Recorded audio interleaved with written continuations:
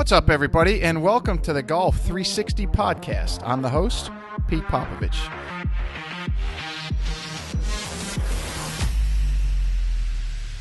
So you may be asking yourself, what is Golf 360? And Golf 360 is a show that was designed to introduce you to people associated with the game of golf to help you improve not only at your game, but also your life. Almost all of our guests are from within the industry in some way, shape, or form, but some of the guests we have are from outside the industry, and it mainly revolves around the business world with a few others scattered in here and there. Now, all of the guests that we have a few things in common. One, they all were highly successful and accomplished in their field. Two, each has something to pass along that will help you in your game and your life. And three, they were all more than willing to give back by passing along the things that they use to help them in their career, and even some of the mistakes that they made so that others don't make them in their journey. So I hope you find listening to them as enjoyable as I did interviewing them, and that each and every one of you benefits from the information that they so willingly and graciously pass along. Hey everybody, I want to give a big shout out to a new sponsor of the Golf 360 podcast, and that's Affinity Wealth Management Group. We all work exceptionally hard for our money, and none of us can afford to let that fall into the dark abyss of the big box financial service firms and their jack of all trades and master of none mantra, which basically means you become a number within a cookie cutter model that's also often accompanied by massive fees. Your future deserves more than average returns and little attention. At Affinity Wealth Management, they ensure that your financial goals receive highly individualized, tailored attention from experts, not just advisors, who are in the industry to be great and not average. As a client of Affinity Wealth, you receive a customized solution to your customized life, keeping in mind your family's financial situation, values, and risk tolerance. Call Affinity Wealth today for a no-cost consultation with one of their experts at 724-754-8200. Again, that's 724-754-8200. Or you can also check them out on the web at www.affinitywealthmg.com. That's AFFINITYWEALTHMG.com. This podcast is brought to you in part by Just Thrive Probiotic. You may be surprised to learn that your digestive system is the key to creating and maintaining the quality of your physical, mental, and emotional health, and it's one of the body's most essential systems. That's why the majority of nutritionists today highly recommend probiotics as an indispensable nutritional supplement. As a discriminating consumer, you've probably been searching for a probiotic that is proven, potent, and effective, and you found it. Just Thrive is your best choice for maintaining a healthy lifestyle. Just Thrive Probiotic captures the power of hundreds of thousands of years of nature's design with a specialized Bacillus strain formulation that guarantees survivability through the stomach and upper digestive system. Supports optimum gut health, digestive health, immune health, and delivers antioxidants. Great for adults, kids, and the whole family. Use promo code GOLF360 at www.thriveprobiotic.com for 10% off your order. Hello, ladies and gentlemen, golfers of all ages. I love sitting down and talking to today's guest, Dan Hellman, because every time I do, I walk away a smarter person. The amount of knowledge that he possesses when it comes to fixing broken bodies of athletes and golfers in particular is second to none.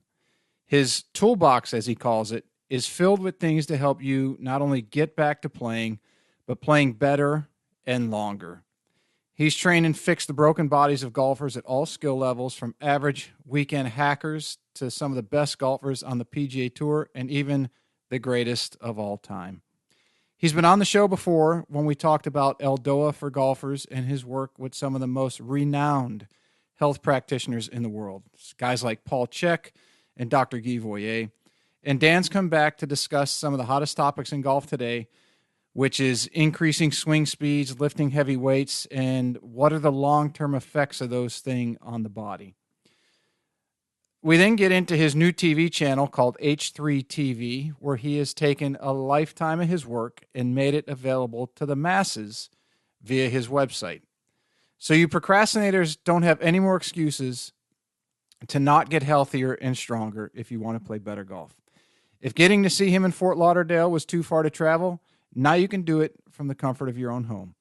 If you didn't have the financial means to do so, he's made it more than affordable to utilize his lifetime of learning so you can get out of pain and start enjoying life and playing golf again. So go check it out. But before you do, be sure to listen to this episode. So give it up for physical therapist and trainer extraordinaire, Dan Hellman. All right, always a pleasure to have Dan Hellman on. Dan, thanks for coming back. Second interview. We talked about this when we did your first one, and it's always a pleasure to sit down and talk to you. Thanks, Pete. Good to hear from you, man. So you've been a very busy person, even with the COVID. It's been fun watching your Instagram interviews, and that's turned into what looks like a TV channel. But and we'll definitely get to that. That's going to be the bulk of what we talk about. But I follow you on Instagram and social medias, do a lot of others, and I was watching your Asheville trip, and you've got to be one of the biggest coffee connoisseurs that I know. Yeah, not just a coffee connoisseur. Is say, for me, I don't have to have, and when we say coffee, I'm talking espresso. I don't have to have it. For me, I drink it because I like it, and so. If I can't get really, really nice espresso from a local mom and pop shop, you're not going to see me going into a Starbucks or a Dunkin' Donuts or someplace like that because I just don't think it tastes very good. So, yeah, every place I go, whenever I was teaching for the Czech Institute, as soon as I would get to whatever city I was teaching in, the first thing I would do after I unpacked I would Google search organic food, and then I would Google search the best espresso bars in town. And it was always fun going to these little mom and pop shops and seeing what they can do with espresso. So I really enjoy it. Do you still have the Breville Express? Yeah, so I have that in my office. At home, I have a Gaggia espresso maker and a Gaggia grinder. And if I remember right, the grinder was just as expensive as the coffee maker, and I was always taught that the grind is as important as the maker. So at home I use the Gaggia, and in my office I use the Breville. And the Breville, as you know, it's for the amount of money that it costs, it does an amazing job of making a nice espresso. So yeah, that Breville barista machine is a good unit. I'm going to have, whenever you get up this way, I'm going to have you show me, because for whatever reason, sometimes I can't get that crema right. It just doesn't work. And I clean it, and then I wash it out, and I watch all the videos, and then it works for 3 cups, and then it doesn't, and it just drives me nuts. So, yeah, it's all about the grind, the grind, the humidity that you're in, the temperature of the room. It can be fickle, that's for sure. I know here, my assistant Mark has a hard time making a good one, and I'll plop in there and I'll draw a really nice one. So it kind of depends, and it all depends on the present circumstances with the grind, and like I said, even the humidity in the room makes a big difference. Mm-hmm. Yeah, I'm learning. I'm amateur, and honestly, I never drank coffee until about 3 years ago. But I'm quickly rising in my inability to. Or my ability to enjoy a good cup of Joe. Yeah, and like I said, if there's days that I can't get something good that I want, I don't have it, and it's not.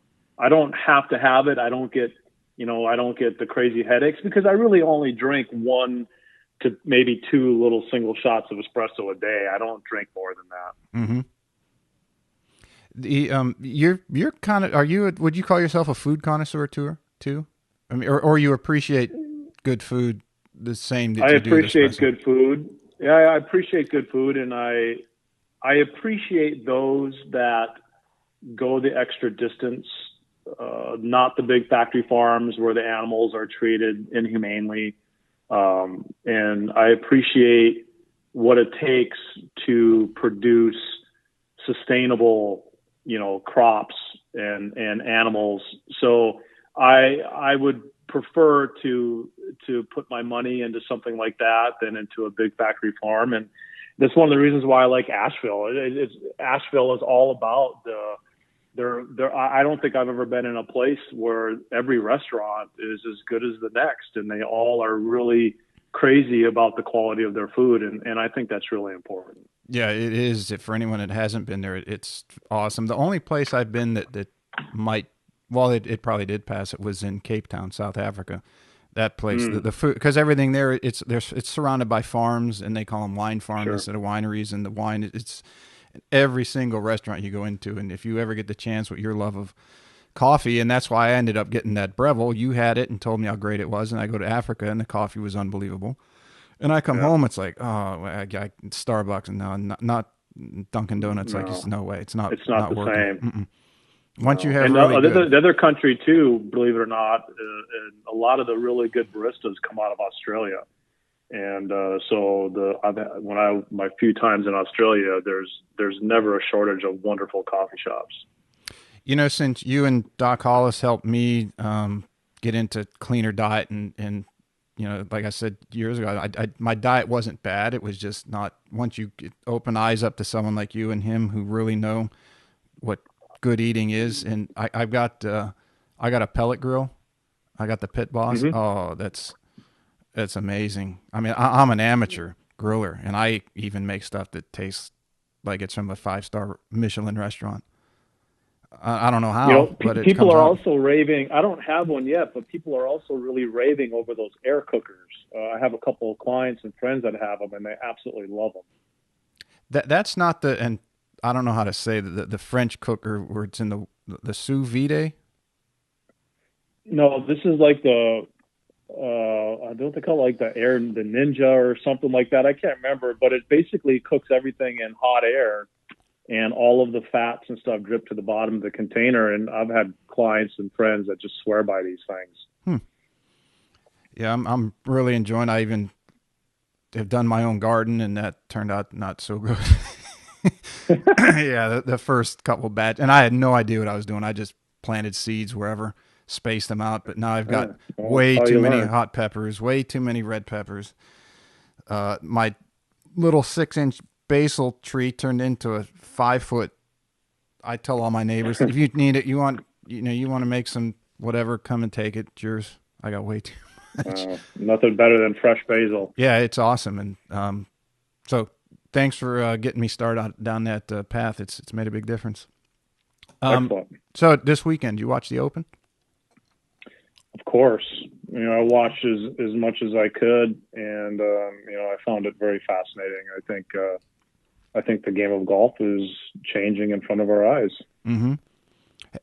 We talked briefly when Bryson first started on that mat training. Have you looked into that at all since about a year or so ago? I know just a little bit about the muscle activation technique. It's funny that you bring that up. I was actually going to do some more searching on it this week when I had time, but I have not personally taken a course in MAT, so I can't really speak to it. I mean, I do know that it is, from my perspective of what I know of it, it's isolation of a muscle. And, when I was working with Dr. Boyer, well, first of all, if I go back to Paul Chek and Gary Gray, they're all about functional training. And then, I meet Dr. Boyer, and Dr. Boyer is like, okay, but before you can have that, you have to know how to isolate and work each muscle. And not only do you need to know how to do that, you should know how to work the muscle proximally, distally, superficially, or deep.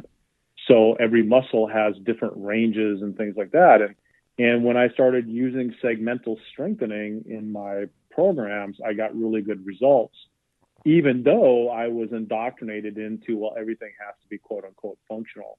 And so I'm assuming that with the MAT techniques for Bryson is that, they're just making him completely strong in all of the muscles of his body, and working with Chris Como and just going down that path, and Chris being really open to new information and technology is, fortunately has paid off in spades for these guys.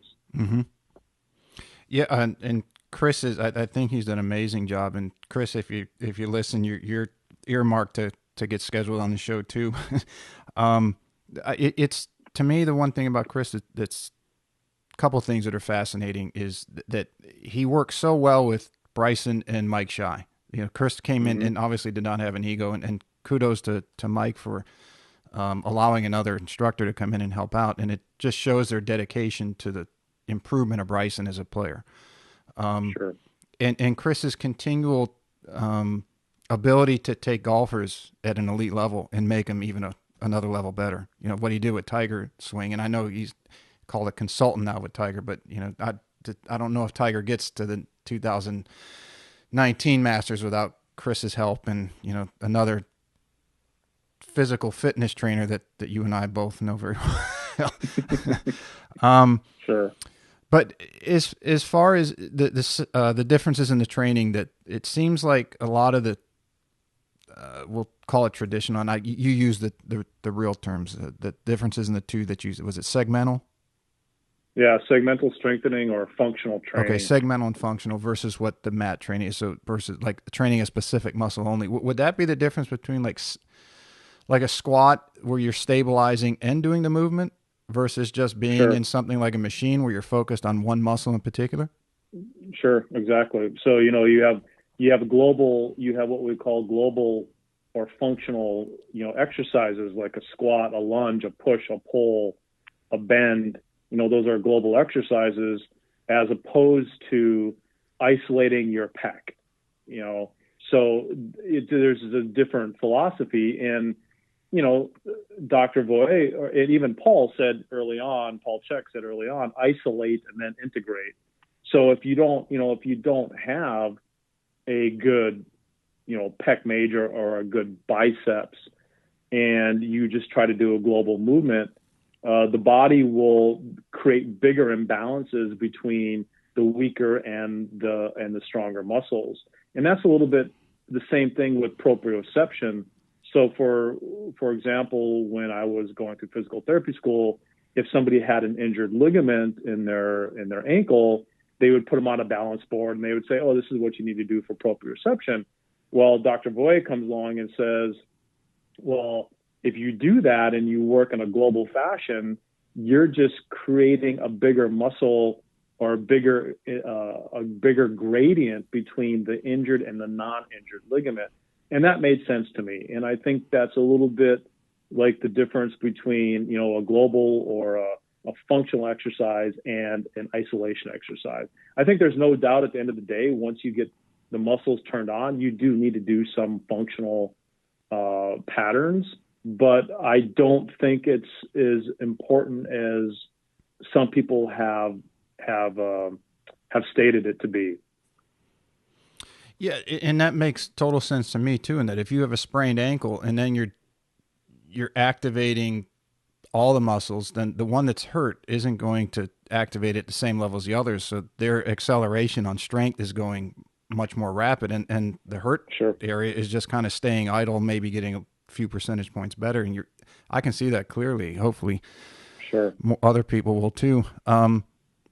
So and one comment on Chris and Bryson. Chris and Bryson are two peas in a pod. I mean, they're both geeks. Chris is a geek, and I say that in an endearing way. Chris. The one thing that I loved about Chris, and I know Chris very well, is he's always got an open mind. He doesn't believe there's any one. Of course, he's got his philosophy and his ideas, but he never poo-poos anyone's approach, and he's always open to new ideas.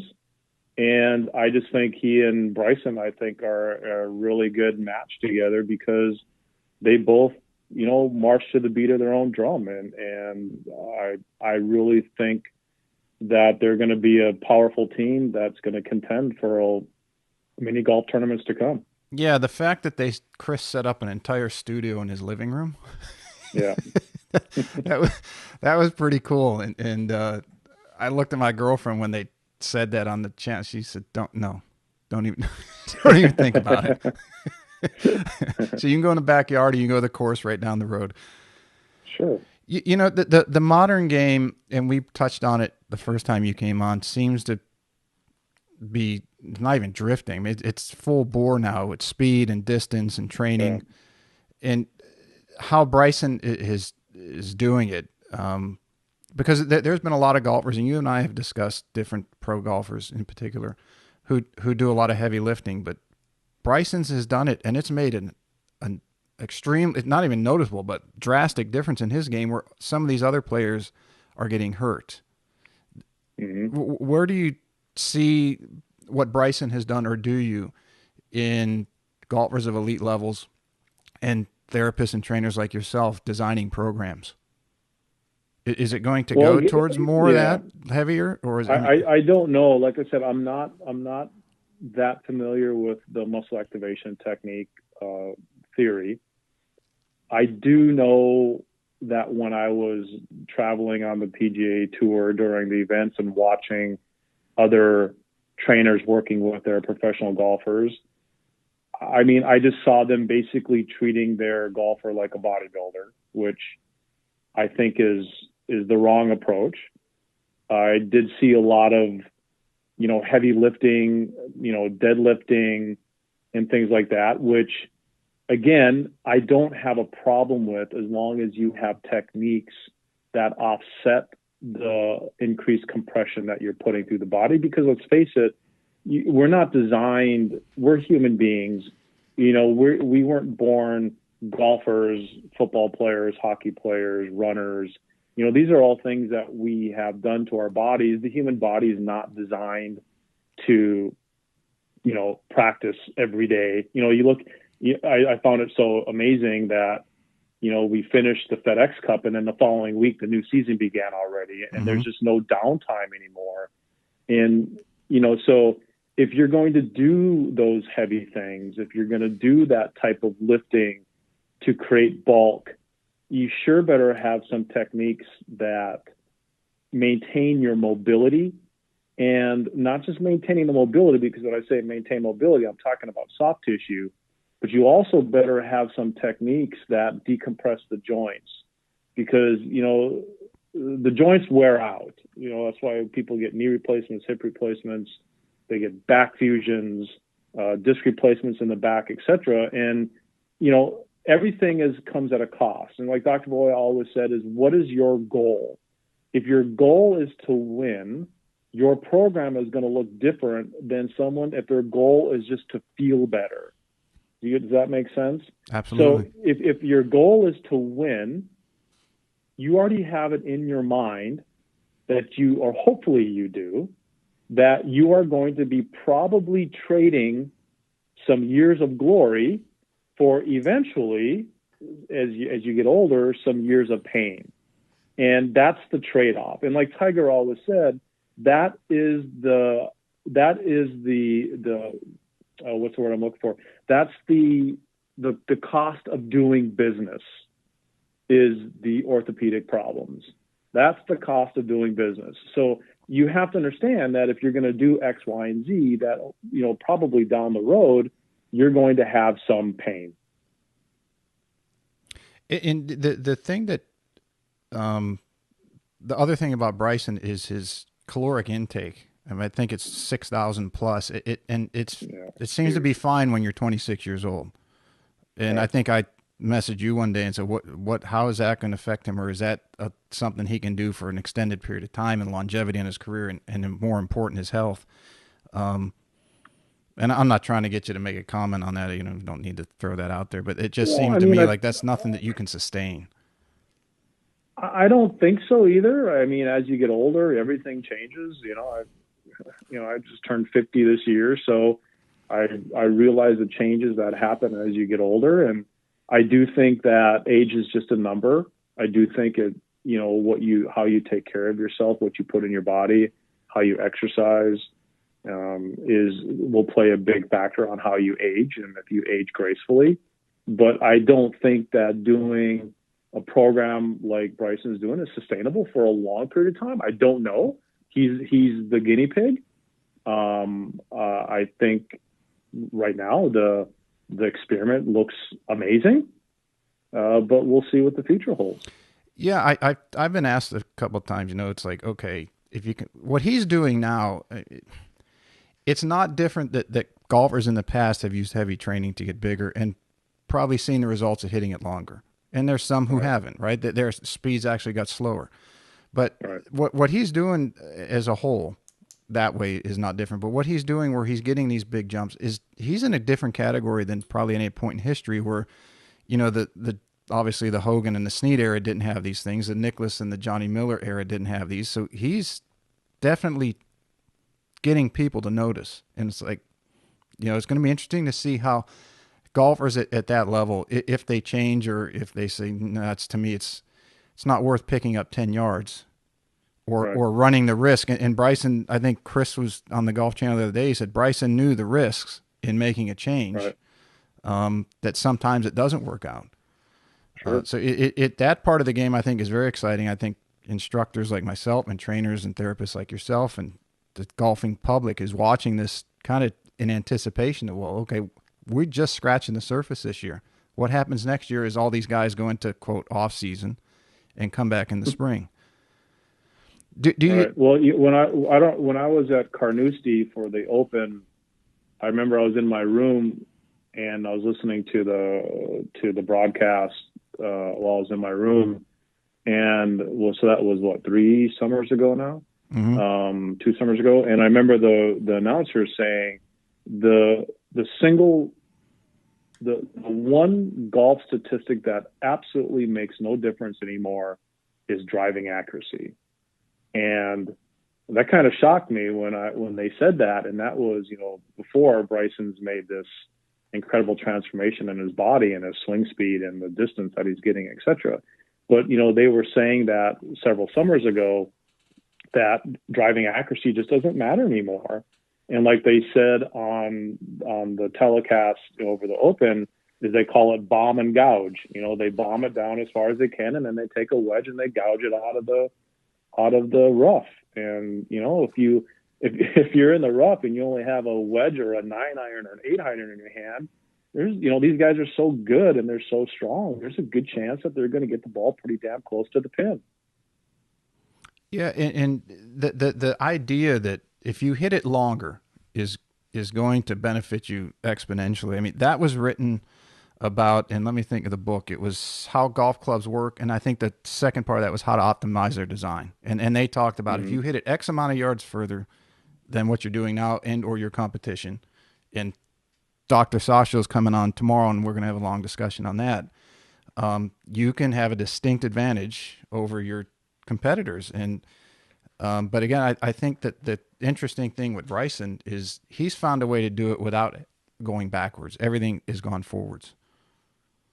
Yeah, he's got you know, you would think, you know, common sense would say that with all that he's done, that his short game would suffer, but his short game's incredible, and he putts lights out. Mm-hmm.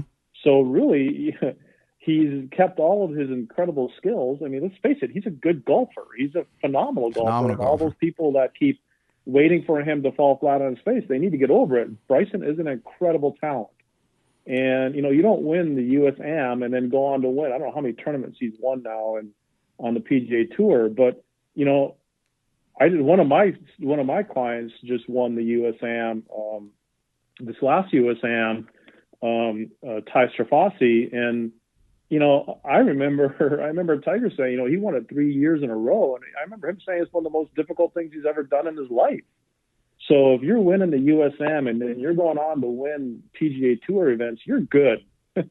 You're just flat out good. Mm-hmm. If there's any slight hiccup in his game, and they brought it up, I think earlier this week or last week, is his shorter irons.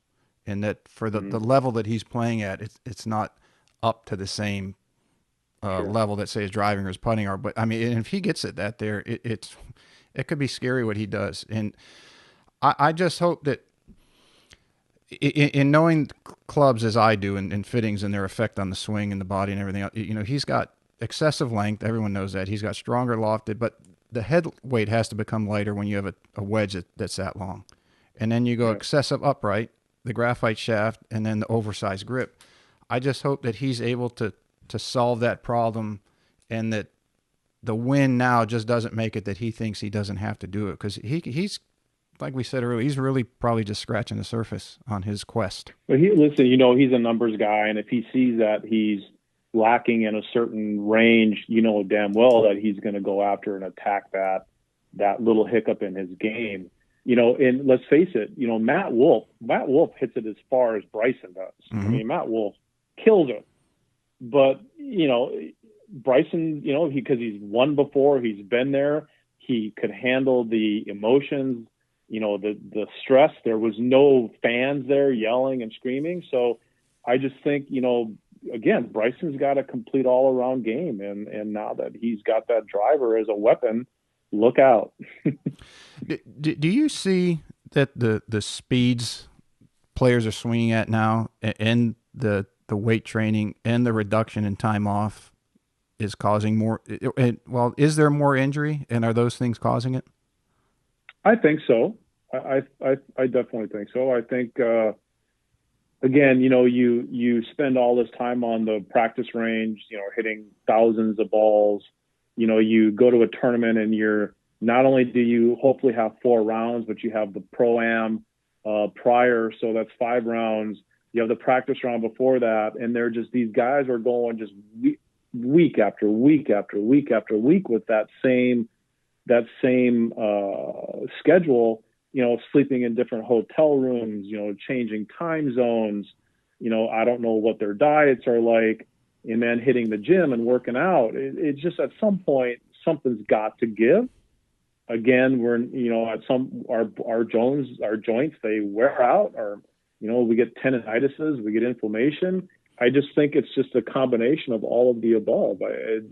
The golf season has turned into 12 months out of the year.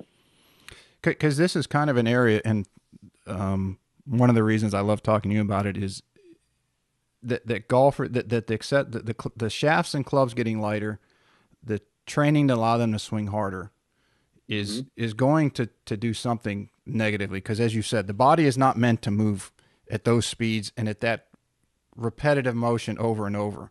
And just as you can call it a hobby, you can call it a question in my mind that I think about at 3 o'clock in the morning is, okay, what is being done or what can be done to curb that?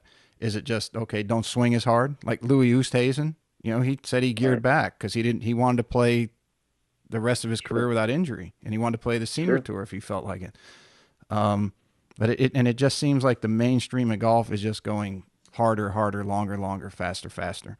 Well, and they're disproving some myths too, Pete. We were taught you're born with a certain percentage of slow twitch muscles, you're born with a certain percentage of fast twitch muscles, and you're born with a lot of undifferentiated muscles. And it's what you do. Like I know TPI from Esteban Bali, the Eastern Bloc countries, all of their data says that, hey, as a young boy or a young girl, you basically have 2 windows of speed. You need to hit those 2 windows of speed to create fast twitch muscle fibers. And I want to say that finishes in their research, that finishes by the age of like 15, 16. So in other words, according to their technology or their research, if you basically sat on the couch and played Xbox your entire childhood, the chance of you being a fast twitch athlete are a lot slimmer. Now, Bryson didn't sit and play Xbox. He was a golfer.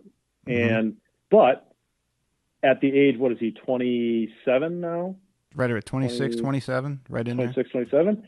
He definitely has taken this new muscle that he's put on his body and he's turned them into fast twitch muscle fibers. And so I think a lot of this is very interesting for people like me in the rehab and the training world that, yeah, you can create new speed as you get older, and you just got to do it safely. Yeah, and I did this as a test for myself. And unfortunately I did it right after I got done with my playing career. But I had the guy I was working with, an old timer. He goes, "You that 20 rep stuff." He goes, "Just dump it for now." He said, "Start doing no more than 8." And I did, and the distances just kept jumping, and the body never hurt. I mean, we talked. My stock 8 iron was, I think, at that time 178 to 180, And that was 15 years ago with the technology and the loss and everything back then. And then my body started breaking down, and I wouldn't say it was from that. It was from other things. But you can definitely pick up some serious speed on that fast twitch. And as you said, Bryson's an example. And I think the general consensus now is that lifting heavy, or at least cycling through a heavy lift cycle and then going back to maybe lower weights, does something in the body to where subconsciously it feels safe. So it allows it to move faster. I think that's become the general consensus, where before it used to be, don't lift heavy, you're going to screw yourself up. Sure. And like you said, the equipment, everything's getting lighter, so they're swinging it faster. And I do think, having that extra muscle and meat on your body, I do think that really does a nice job of protecting the joints as well. Whereas if you're really, then again, now Dustin Johnson falls in the face of this. He's been pretty healthy. He's very thin and has incredible swing speeds, and he seems to be holding out pretty good.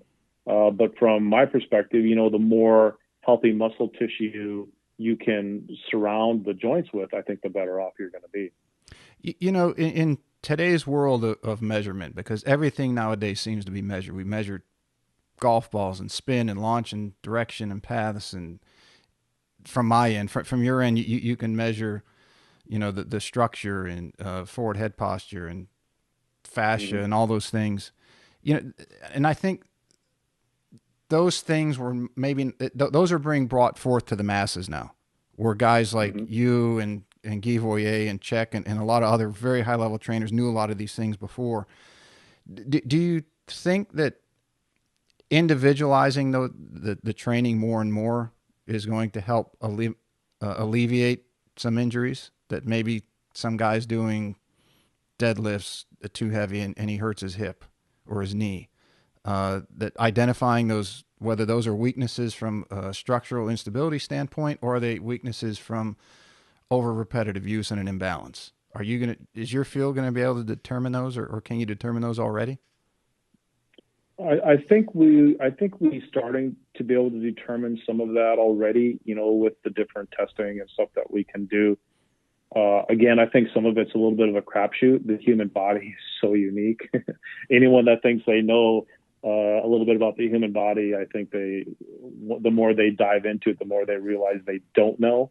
And there's just so many factors. There's so many external factors. Again, the dietary habits, like Paul Chekov used to say, you can't make chicken salad out of chicken shit, basically saying, if you eat a crap diet, your body can't produce good, healthy tendons, good, healthy ligaments, good, healthy muscle.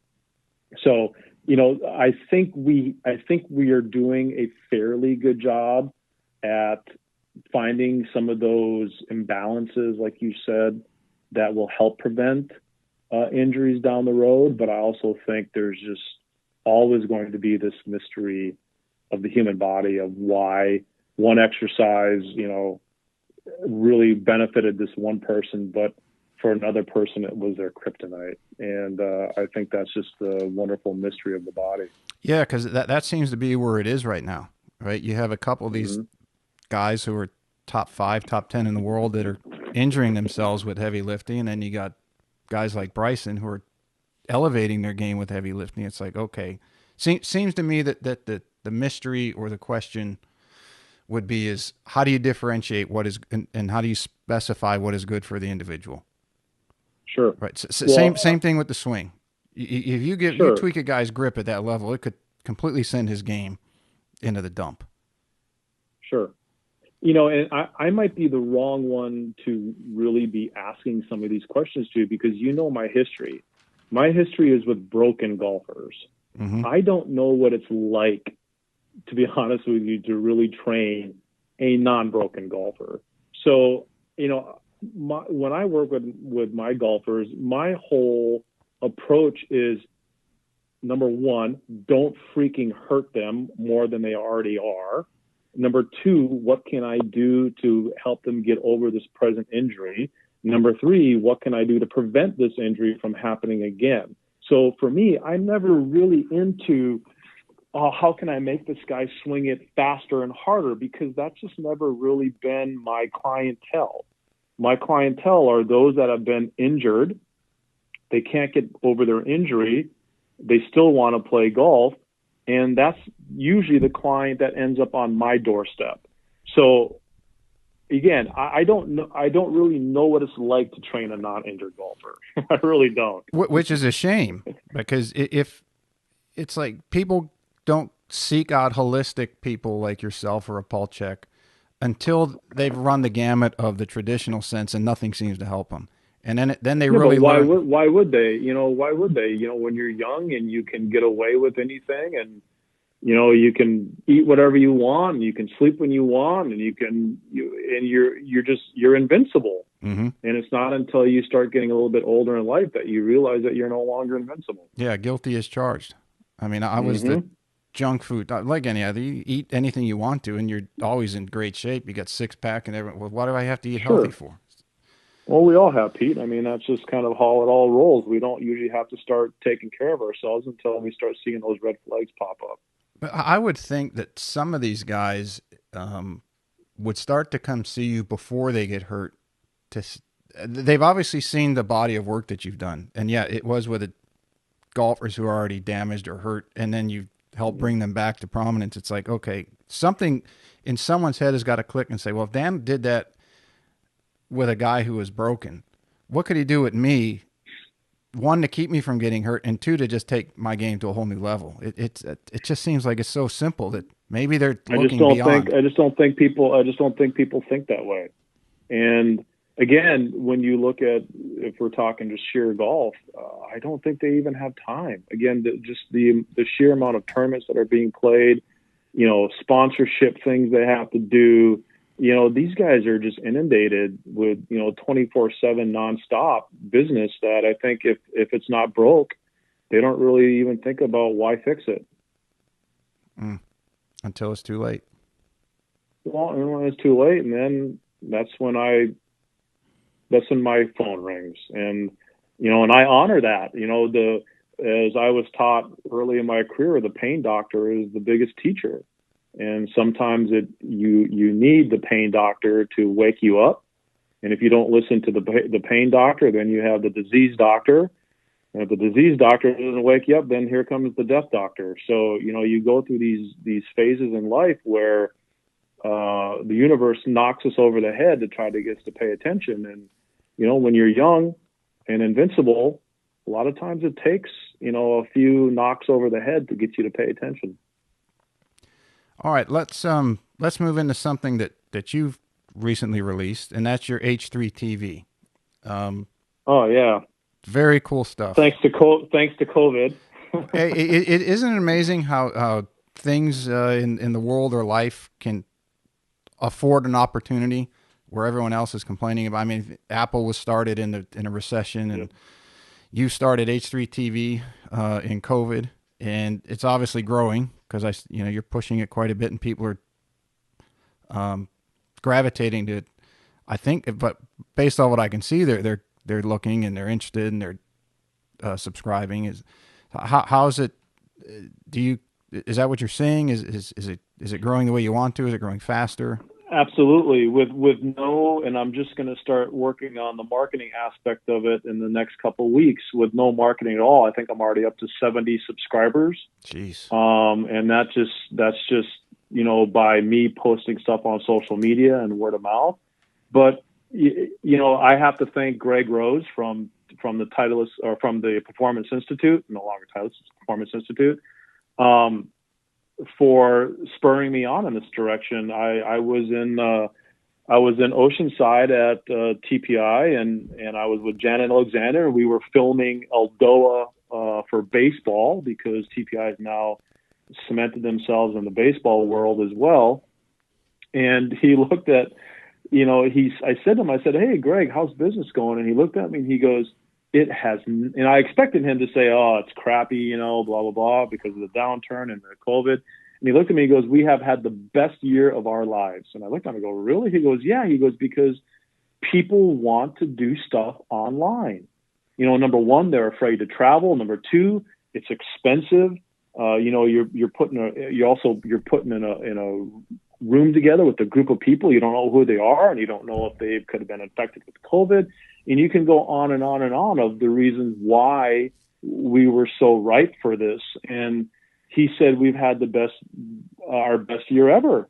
We've taken everything online. And he looked at Janet and I, and he goes, you guys are doing live Zoom classes, right?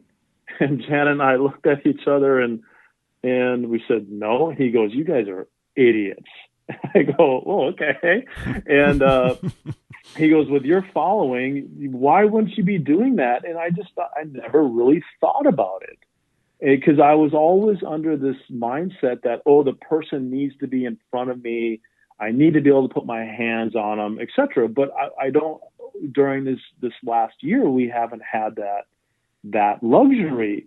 And so I thought to myself, well, maybe Greg's right. And then Greg said, yeah, you should start a membership base. And I thought, oh my God, he's right. So I got home, I got a 4K camera, I got a huge white screen background, and I just started putting my content online. And that's how H3 TV was born. And the one thing, I'm my own worst critic. I don't think I know anything most of the time. Like, somebody comes to me, I'm like, okay, what am I going to do with this person? A lot of it is intuition. A lot of it, just my intuition takes over. I design the program. I see how it goes. I change it on the fly if I have to. But there's one thing that I have always been good at, and that's probably why I was instructor for Paul Chek, and now I'm an instructor for Guy Voyer, is that I'm really good at giving instruction, and I'm good at teaching. And so I thought to myself, the exercises that I am giving people, I know they work. I know they work. I have so many clinical examples of them working. And as a matter of fact, because people usually would come in and see me, I would film everything on their phone, and then they would fly out, and be gone for a month or 2 months, whatever, and then they would come back. And you know what? I would find out that they were not doing the exercise exactly the way I wanted them to do it. But it didn't matter. Even if they were doing it 50% correct, they were still getting an incredible benefit. So I thought to myself, why not just put it out there, put it on video? People can do this in the safety and the comfort of their own home. It's at a fraction of the cost of what it would cost to come and see me.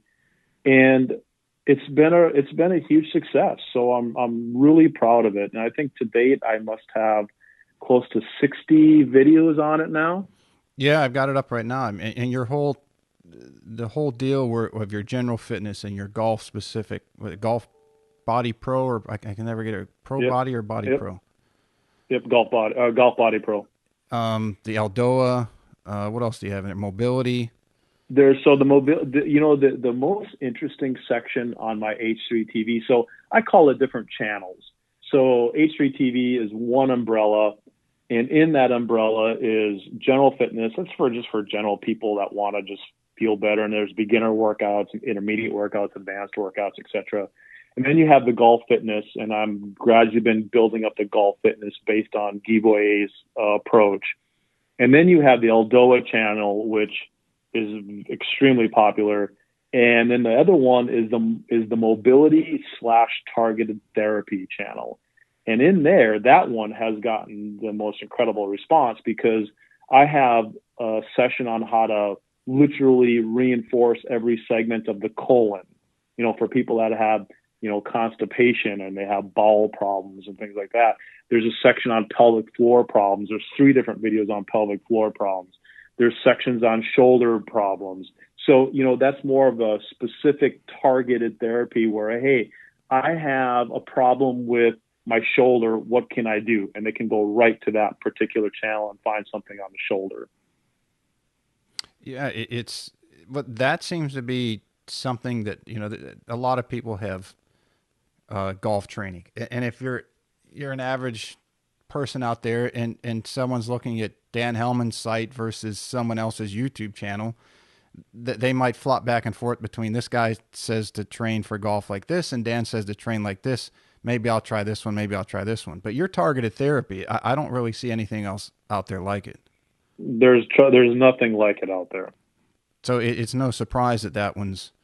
I mean, I'm looking at it right now. You got multiple videos on the pelvic floor, which is, I think you told me that's like the setup of the foundation of everything else above it. It is, and the crazy thing is I get two inquiries all the time. Number one, by far the most prevalent, is back pain. Back pain, back pain, back pain, back pain. And the second most prevalent problem I get in inquiries about is pelvic floor dysfunction, obturator and turnus pain, pudendal nerve issues, everything to do with the pelvic floor. And it's not just females, it's males as well. What would be some of the things that each gender is having, the pain that they come to you with, or the discomfort, or something in their system that seems to be thrown off? What would be identifiers of that for anyone that might be listening? With the pelvic floor? Yeah. So the pelvic floor is a very complex part of our anatomy. So you basically can break the body up into 4 diaphragms. So when people think about diaphragm, they think about the thoracic diaphragm, that muscle that helps us breathe. Mm-hmm. Okay, that's one of the diaphragms. But you also have a pelvic floor diaphragm. And the reason why that is so important is if I jump up and down, the reason why my organs don't all fall down and go out of my rectum is because I have a pelvic floor. And that diaphragm down there needs to not only have strength, it also needs to have mobility, because our organs and our glands, they do move, they breathe, they oscillate. And so the pelvic floor diaphragm is the very bottom diaphragm. And when you go up to the next diaphragm, that'd be the thoracic diaphragm. And then you have a cervical thoracic diaphragm, which is roughly around the base of the neck area. And then you have the cranial diaphragm, which is at the skull. So you have those 4 diaphragms. Now, when you have problems with the pelvic floor diaphragm, a lot of issues can happen. So the pudendal nerve gives, not only does it give sensory, but it gives motor innervation to our entire pelvic floor. So if you're a female, you could have pain in the vagina, vulvodynia. If you're a male, you could have all sorts of prostate problems. The pudendal nerve also creates, so if for men, it could be lack of erection, erectile dysfunction. It could be just pain in the pelvic floor because of the pudendal nerve, lack of sensation in the pelvic floor. So the pudendal nerve is a very, very important nerve in the pelvic floor, and it is surrounded by a very powerful fascia called the obturator fascia. And if that gets tight, it can strangle the pudendal nerve, and it can cause all sorts of pelvic floor problems. It's just a myriad of things. I get stuff every week asking about the pelvic floor. Do you see, do people come in where they have structural issue that causes some of these symptoms, or do they have, for example, like in watching some of your Instagram with James Nestor and the other gentleman, the doctor you had on the breathing, or is it, how do you identify whether it's something like a breathing issue that's causing them to have problems from a physical standpoint, or if it's a structural cause that's wreaking all this havoc? Well, that's where I wear a couple different hats. So if I think about all of my education with Paul Chek, and he created the Chek totem pole, and at the very top of the totem pole is the emotional, mental, spiritual being. So you have to start thinking, okay, what is the stress like in this person's life? Because I can't remember who it was that said that stress is modern day cancer. All right. And so, stress is what gets us all. The stress of daily life, tax bills or road rage or just social media nowadays. Social media nowadays. I mean, stress. And so sometimes the stress can be the driver. And then right below the emotional, mental, spiritual body, you have breathing. Breathing affects every biochemical process known to mankind. Most human beings overbreathe. Healthy people really only breathe about 6 to 10 times a minute. and we breathe through our nose, not our mouth. So, I have to decide, okay, is this a problem that's really high in the hierarchy, that's not cemented in the physical being, but it's more of an emotional, mental, spiritual stress? Or I stick on my Guy Voyer hat, and as an osteopath says structure dictates function. So if you have a good structure, you have a good function. So it's really you have to weigh both sides of the scale, because the pathology or the dysfunction could really be coming from either end. Yeah, and it's amazing how one affects the other. And if someone if they're mouth breathers, and that could throw off their blood pressure or their structure, and then you got that way. And then, like, I know if my back gets a little stiff, or if it goes really stiff and I get out of whack, it makes it hard to breathe.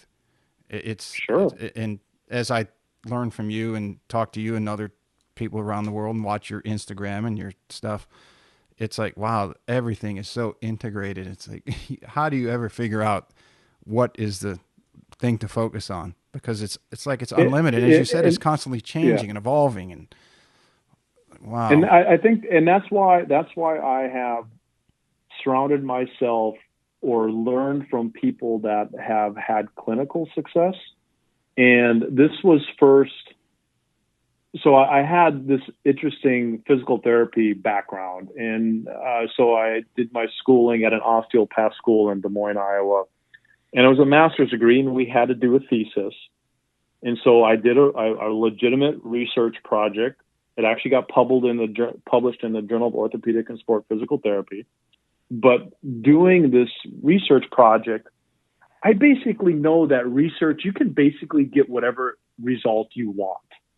So, I always take research with a grain of salt. But the physical therapy profession, the medical profession, et cetera, they have gone to all of this research-based ideas, where if it's not research-based, I don't want to hear about it, which I think is crazy. Mm-hmm. And then, even though I have 1,000 people that will tell you that Aldoa is the best thing since sliced bread, somebody will come along and say, well, show me the research on that. Well, I don't fucking need research on that, because I have people telling me that it's got them out of pain. And then, during that same schooling, my mentor, Stephen Clark, was the first person that I ever met that did fascial therapy. And so we're in Des Moines, Iowa. Stephen had people driving from all other states to be treated by him. And I asked him one day, I said, Steve, I go, Mr. Clark, I go, what do you do? Why are all these people coming to see you? He goes, Dan, he said, I don't know. He said, they're on my table. I put my hands on them. I do my fascial releases. Many, many, many, many of them have emotional breakdowns on my table. They cry. They get mad. I let them have their emotional release. I honor that. I accept that. I invite that into the therapy session, and they get better. So my question for you is, how do we ever study that? How can we ever really do a true research study on a human being who walks through your door every day, may not have had a good night's sleep, may have had a fight with their significant other, may have eaten something that might not agree with their system that day, may have had road rage as they got to the appointment to be studied? How do we factor in all of those variables of being a human being? You can't. It's impossible. So that's why I have no problem with people that do research. We need it. But I really surrounded myself with the people that got clinical results. And they couldn't prove it, and I didn't care. And neither does the patient. No, I think the patient's looking for relief, and Exactly. and you as a therapist who really takes pride in his work is looking to make the patient feel better, and Sure. and be damned with numbers. I mean, there is a point where science and art have to come together. And Absolutely. to me, it seems like the world we live in is right now so caught up in science. In other words, measurement. It's measurement of this and measurement of that. And I think right now we're in a imbalance. If we go to the Czech, philosophy of the yin and yang, I think we have a definite imbalance of too much or looking overly structured as opposed to, look, is that really, it's good and you need it, but is that the whole, does that make the whole better? And I you agree could 100%. you could apply that, I think, to your golf game, to your physical fitness, to the craziness that's going on in the world and the country right now. If things get out of balance, then it just becomes not good for anybody. And everybody's different, Pete. There's those golfers that I don't want to see a number. I don't want to see a video. Just tell me what shot I need to hit. I need to visualize it. I need to feel it. And then you have people like Bryson who, they need to know, if there's mist on the left side of the ball before he hits it.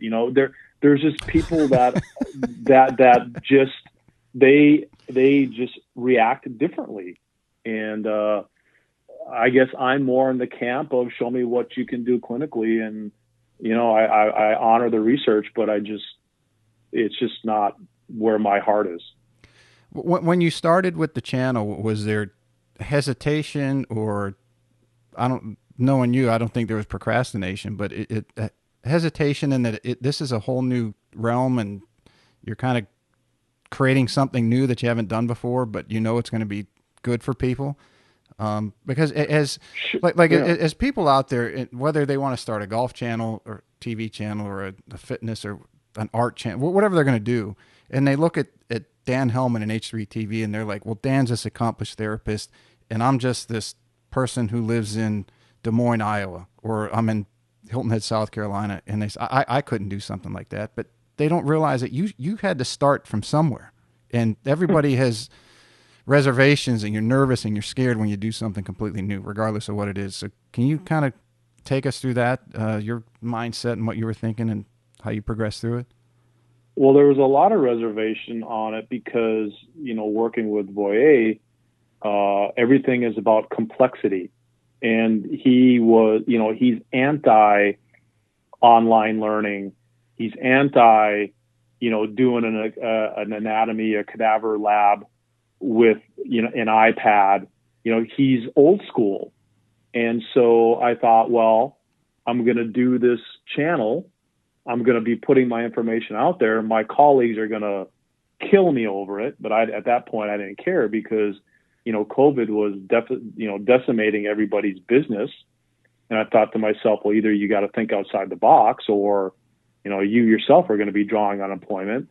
So, it pushed me into it. And of course, I had a lot of reservation. I didn't think, or I didn't know, how popular it was going to be.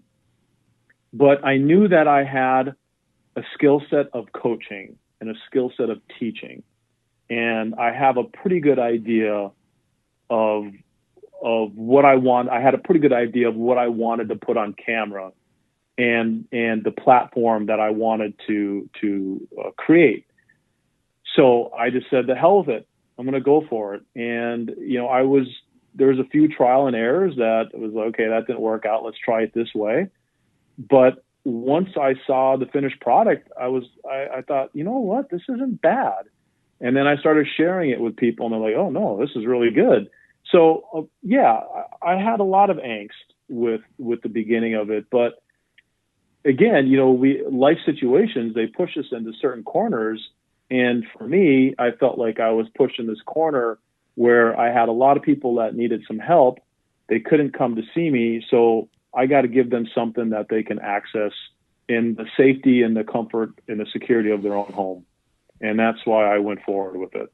Isn't that amazing how that happens? I think the Khan Academy kind of started in a similar fashion, and the guy who developed it did it for his niece or nephew who he's trying to help in their math problems. Mm-hmm. And now it's huge, and like be kind of cool to see your TV channel go huge like that. Yeah, that's what I'm working on. Because like I said, there's nobody that's really doing the stuff that I'm doing online. And sure, you can get the Peloton app and you can You can have a trainer kick your ass all over your own living room if you want, if that's what you're into. That's not what I'm into. Like I told you, my niche is fixing broken people. My niche isn't taking the high performance Ferrari and tuning it up to be even more high performance. My niche is taking the broken down car and fixing it so that it can go back on the road again. Yeah, like this jalopy of mine that you're trying to get back to the Indy 500. Yeah, we're working on it. I think our goal is to just be able to drive around the neighborhood, not even get to the Indy 500. But the reason I say that is knowing you. I've known you, God, it's hard to believe it's almost 3 years. This isn't something that you're doing so that you can go play golf every day and just have everything automated. This is something that you do because you have a general interest in helping people. Sure. And that's it's not to get you, at least from my perspective, and like I said, knowing you as long as I have, not to get you to just say, okay, now I can go to all these other things, I'm just going to slap up another video. No, you're doing this as a genuine interest in the way that I know you, that everything you're being is to want to help somebody. And this is like a real thing. It's not just some slapstick, let me try this while COVID's here. And when everything's back to the new normal, I'll just go back to the way that I was doing things before. I appreciate you saying that. To be honest with you, I don't think there's going to be going back to quote unquote normal. I think everything is going to always be a little bit different now. Mm-hmm. And I don't know if you read my latest blog, but about my Sri Lankan kid, 18-year-old golfer. But yeah, he was on your Instagram. Yeah, that was that, and the video of him swinging at 120. 122 miles an hour, I believe it was, or something like that. Yeah. And so, I tell the story in my blog, and sometimes when I blog, I let my feelings and my emotions go down on the paper and not worry about any technical stuff. And one of the things that I wrote about, which was very real for me at the time, I was sitting in a class in Montreal with Dr. Voyer. I had just finished my 2.5-year, research project with Mr. Golfer, and I was burnt out. I remember that class. I could not focus. I was having a hard time. I'm always usually one of the students that is on top of everything, and I'm the one that answers questions, and I'm there legitimately in full force. But this particular class, I just could not focus on anything, nothing. And I was really kind of devastated. And I thought, what's wrong with me? And I got this text message from Shane Gillespie, who I rehabbed one of his golfers before. And he said, hey, I have this 18-year-old kid from Sri Lanka. He's got a massive disc bulge. The 2 surgeons says he needs immediate fusion. Can I send you the MRI? And my initial gut feeling was no. I don't want to do this again. And I said, okay, send the MRI. I look at the MRI, I see it, and I'm like, oh God. And I'm like, all right, let me show this to Guy. So I took it up to Guy, and Guy looks at it, and I see the look in his eyes, and he goes, oof. And I thought, yeah, it's not good, is it? He goes, yeah, but he goes, it's 50-50 chance. You got to get your hands on him. You got to see what his work ethic is like, on and on and on. And I thought, okay, this is what I'm supposed to do, I guess. And so I texted Shane back, and I said I would see him. And at that point, he was in Memphis because he plays at a college in Memphis. And he flew to see me. And when he walked in that day, I said to myself, what the F did you just do? Because he was in a bad way. I mean, he was crooked. He couldn't sleep at night. I mean, he was thin as last week. Oh my God. He was thin as a rail. He had to sleep on the floor of his hotel room. I thought to myself, and then when he was leaving me after a week, he was flying straight to Sri Lanka. Ooh. And I thought, okay, yeah. So it was really a lot of angst on my part. But again, because like you said, I do have a genuine empathy and compassion and drive to help people. That's why I'm in the profession. that I decided to give it a shot. And I always thought if I give my best effort, I can always, look myself in the mirror. And fortunately for me, Vinod was probably the hardest working client I have ever come across. He did everything I asked him to. And when he sent me that video when I was in Asheville of him swinging the club and 320 some yards or 330 yards, whatever he hit it, with no surgery, no back pain, never working on speed because I told him he cannot work on speed. All right. I don't want him doing any stupid deadlifting or any heavy duty exercise like that. To watch him do that sent chills up my spine and made the hair stand up on the back of my neck. And it was very gratifying. You look, as a therapist, you look for these wins because, trust me, not all of them are wins. And when you get those wins, it really does put the wind back in your sails to help other people. Your desire to help people like that, because as you said, you were worn out, emotionally, probably physically, every way that you could be worn out from working with somebody. I was toast. Yeah, Pete, you were shot. I was burnt toast. I was shot. Where do you get that inner strength to say, I've got to do this? Is it your something in you that it's a natural desire to help others? Is it an inner strength of I don't, knowing you, and I could be wrong. I've been wrong before on people. It doesn't sound like it's a quest or thirst for achievement, not to help somebody like that. Because you obviously don't need another feather in your head. You have more than enough. Right. Just nurturing might be the wrong word, but as long as I've known you, and from others who knew you well before I did, so yeah, Dan is just that's what he is. It's his DNA. Right? It's probably what makes him so good at what he does. I think if you look at archetypes, I am the caregiver archetype, which is not a great archetype to have because you sacrifice yourself for others. Mm-hmm. I realize that, and I have done that in my entire life. So I am the caregiver archetype. I also was helped by a physical therapist when I was a junior in high school, and I lived, ate, breathed, slept basketball, and I got injured before the playoffs. And I had a physical therapist help me get back to make the playoffs, and how gratifying that was, and how thankful I was for him helping me achieve, my dream of what I wanted to do. So that probably cemented. And I know that's why I went into being a physical therapist, is because of that experience that I had with a physical therapist. So I think it's just a combination of having the caregiver archetype and, having an experience as a young kid of having that person in my corner to support me, and how powerful that is. And that is probably one of the reasons why I get along so well with Chris Como, is because Chris Como and I are very much alike. Chris will go out of his way.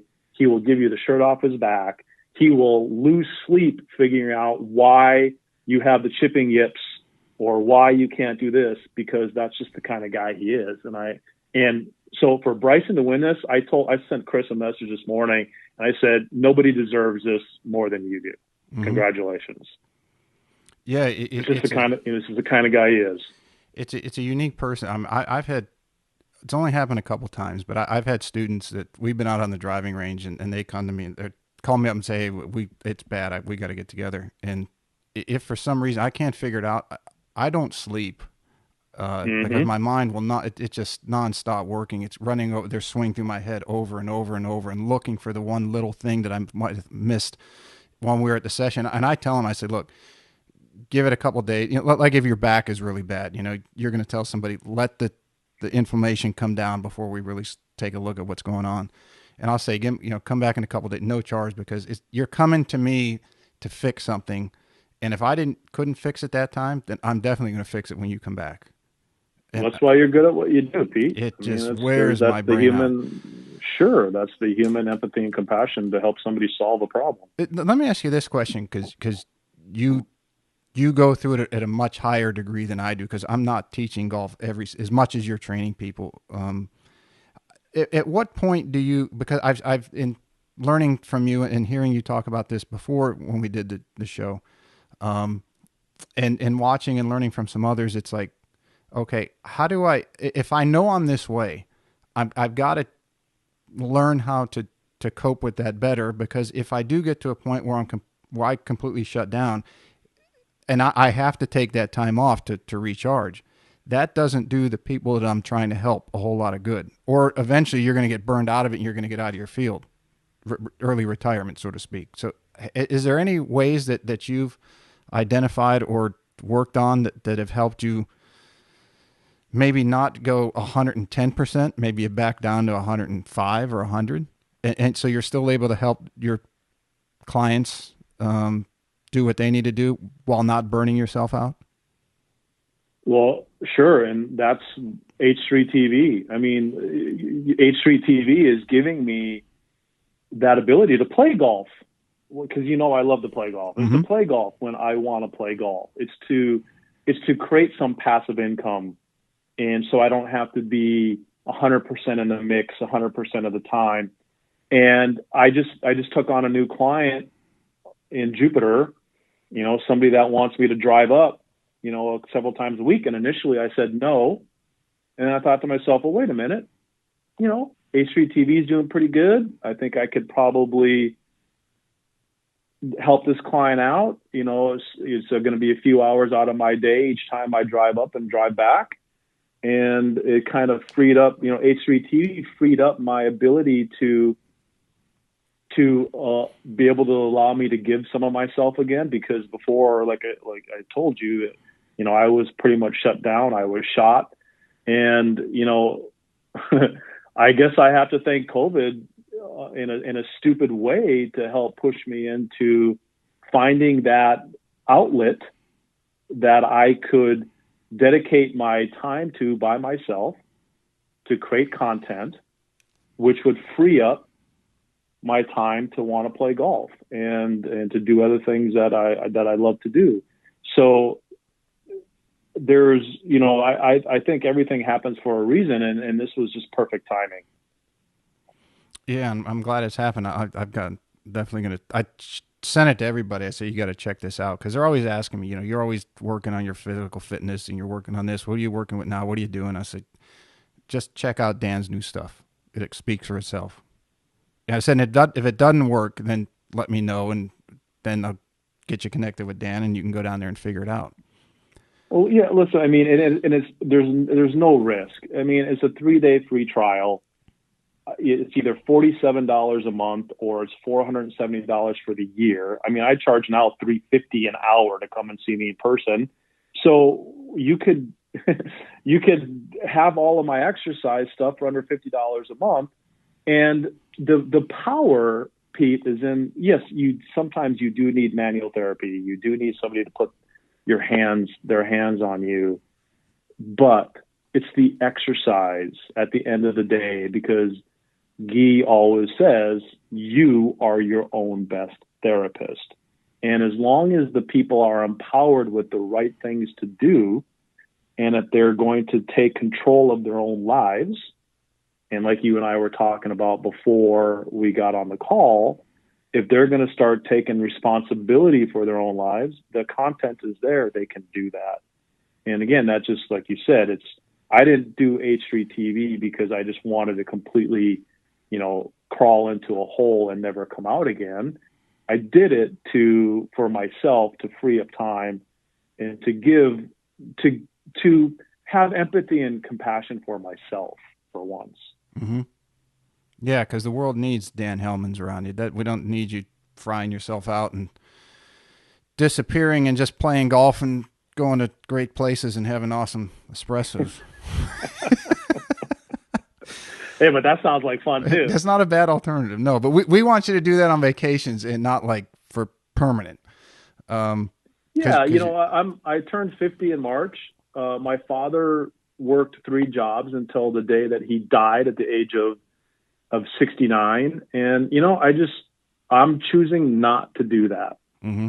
And, I think the 2 most powerful words that a human being can speak is I choose. Because every day we wake up, we get to make decisions. My dog wakes up every morning. She's going to be a dog. There's no changing that. But the human beings, we can be and we can choose whatever we want. It's a powerful thing, isn't it? Oh, absolutely. We've got a few minutes to go. Let's do the usual. Well, I've got some new rapid fire for you if you want to run through these. So, one of the new ones that's gotten pretty popular is if you were in the Ryder Cup, what would your walk-up song to the first tee be? Probably Leash by Pearl Jam. Oh, nice one. Let's see. If you could have anyone swing on tour, whose would it be? If I could have anyone swing on tour, whose would it be? Uh-huh. Oh my God! Lately, I'm infatuated with Colin Morikawa's swing. I love that swing. But to be honest with you too, I absolutely love, even how weird it looks. I love Matt Wolf's swing. It's just, I don't know. It's there's something about it. But I would say if I was going to take somebody, it'd be Morikawa. Is it the bowed left wrist? Is it the straight with the just little 3-foot bleed at the end? What is it about his swing? With Collins? Uh-huh. I love his silky, smooth, slow backswing and then that beautiful transition at the top. Kid's got a bright future ahead of him. Oh my God, yes. And he's so wickedly smart, and he's a man in a child's suit right now. Mm-hmm. He's definitely an old soul. And he's not short by any means, but in the bomb era, I mean, he's showing that you don't have to hit it carry at 330 and be successful. Yeah. Let's see. If you had an emoji on your club head, what would it be? Oh, if I had an emoji on my club head, what would it be? Probably that little guy with just the straight line across for his mouth. There'd be no smile and no frown, just kind of an in between. Let's see. Last book you read, and given how many you read, this is a very interesting question. I'm anxious to hear the answer to. Oh, the last book I read was. Oh yeah, it was a book. It was a book on by Osho. And I forget the name of it right now. Where is it at? I have it right in front of me. Oh, it's people are going to freak out. This one, The God Conspiracy by Osho. Interesting. Mm-hmm.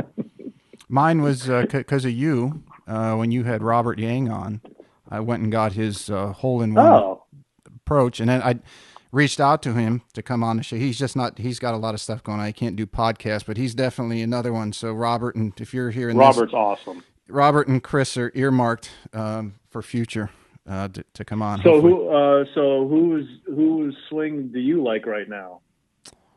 I like Wolf's swing a lot. I like him as a person. I think that kid's got superstar written all over him. And I said this to somebody the other day about George Gankis. I said, obviously, he's extremely knowledgeable about the swing, but to me, what's even more impressive is the kids that he's turning out are phenomenal people.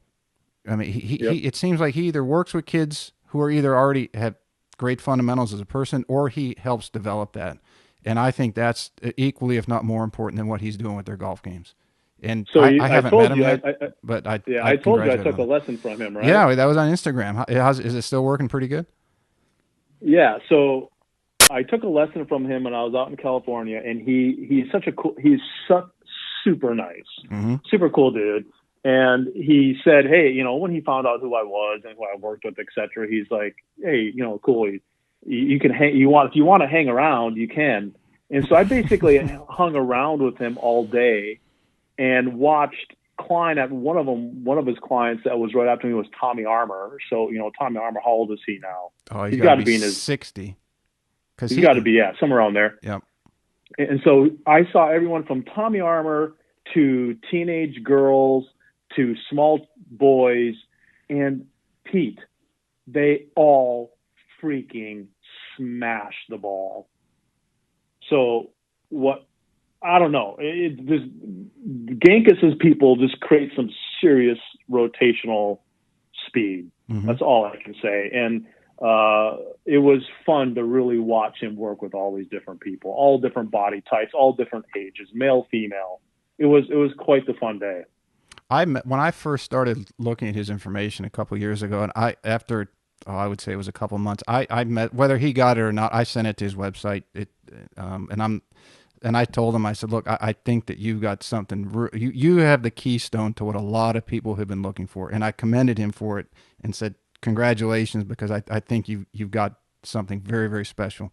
And I spent a lot of years researching different things, and sure. he's really doing some good stuff, and I commend him for it. Well, here's a guy that took all of his stuff, and he's got an incredible online presence. Mm-hmm.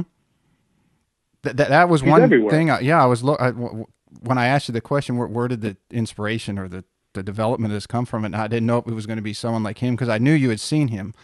And he had just gotten so big that he had to do something different, because he was just giving everything away for free. And at a certain point, you want to help people, but you can't give it to them for free, because as Paul always said, if you give something away for free, people aren't going to give it any value. Nope. And as much as you and I and Chris and George and all these people want to help other people improve at game and life, you've got to have some charge from it, because you got to eat and you got to make it a value, or else you're going to be wasting time on people who just want to come to you for something free. Yep, there's got to be skin in the game. Mm-hmm. Let's see. Best course you ever played? Best course I ever played. Oh my God, the old course, hands down. Mm-hmm. Yeah, that's on my bucket list. There's nothing like it. Nothing like it. You are definitely an expert on this one. Best coffee shop in the U.S., if you had to pick one. Oh my God, best coffee shop in the U.S. Well, I mean, we have a coffee shop here in Fort Lauderdale that I think is second to none, called the Grind Project, or the Project Grind. They do an incredible job on their espresso. So I would have to go with them or High Five in Asheville, North Carolina. I think I've been to that one, because we were there last Christmas. Nice. Yeah. Let's see, a couple more, and then I know you got to get running. If you were stranded on an island, what two things could you not do without? Well, the obvious water.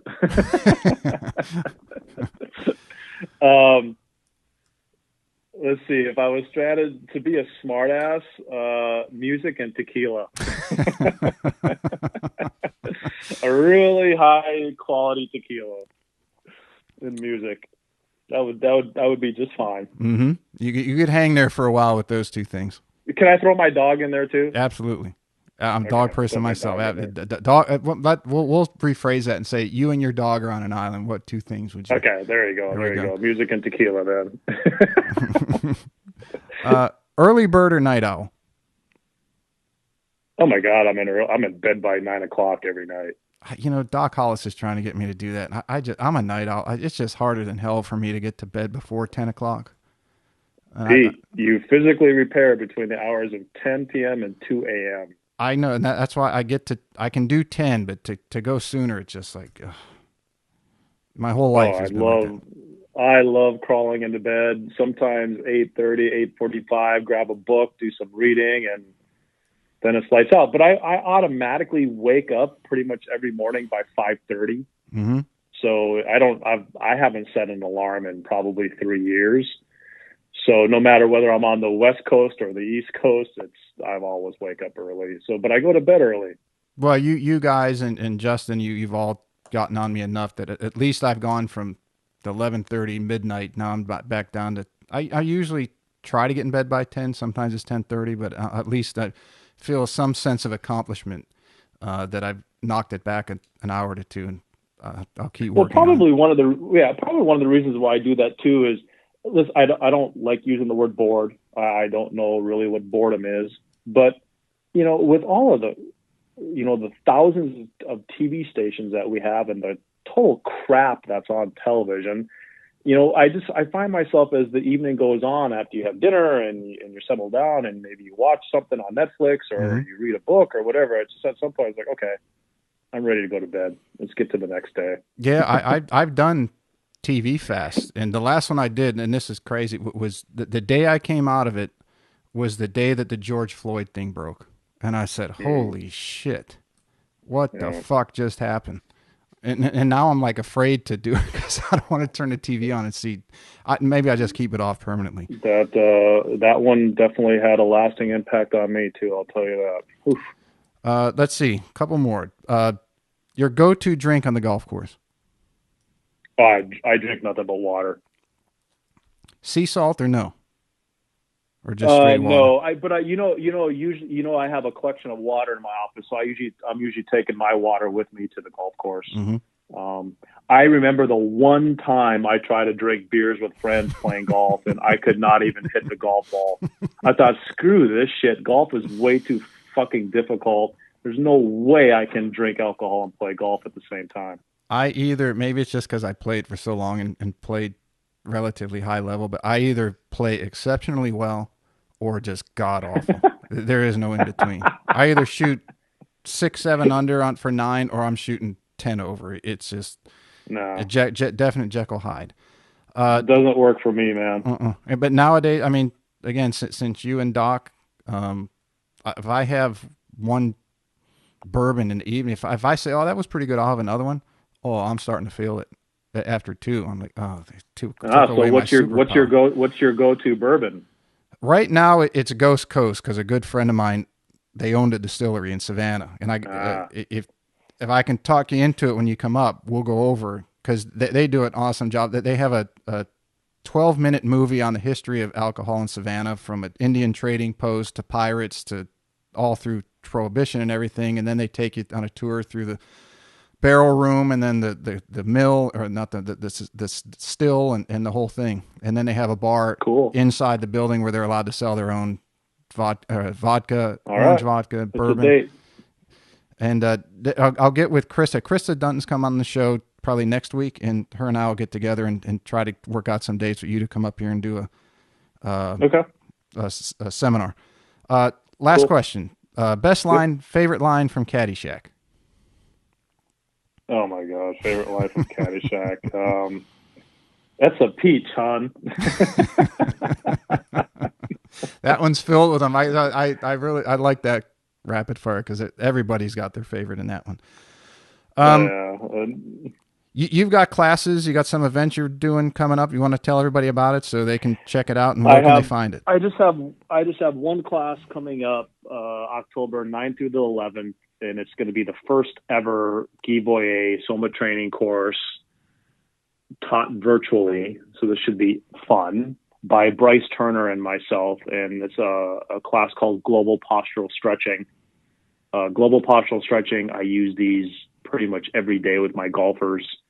And the difference is, if you do myofascial stretching, you're working on a specific fascia.